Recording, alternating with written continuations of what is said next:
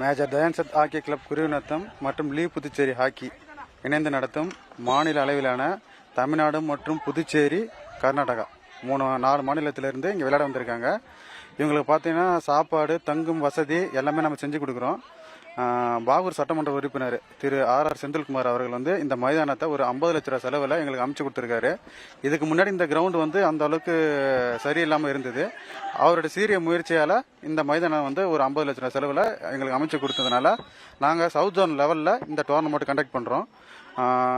இங்கே இந்த hockey match நடத்துறதோட நோக்கம் ஹாக்கி டெவலப் ஆகணுன்றது என்னுடைய காரணம் தான்.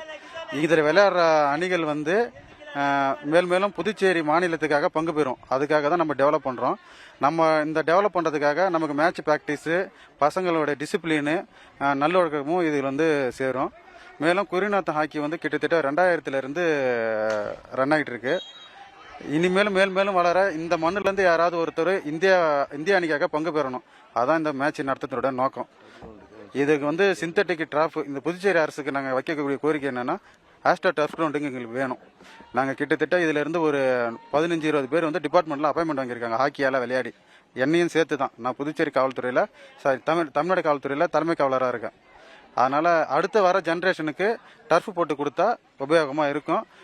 ஒழுக்கமும் படிமும் சேர்ந்து நாங்கள் புதுச்சேரி அரசுக்கு சமர்ப்பிக்கிறோம். மொத்தம் 22 அணிகள் பங்கு பெறுறாங்க.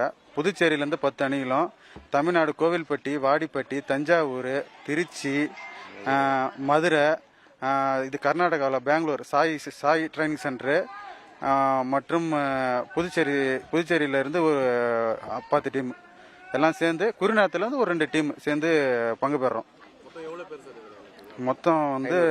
மொத்தம் ஒரு 400 பேர் இருக்கும்.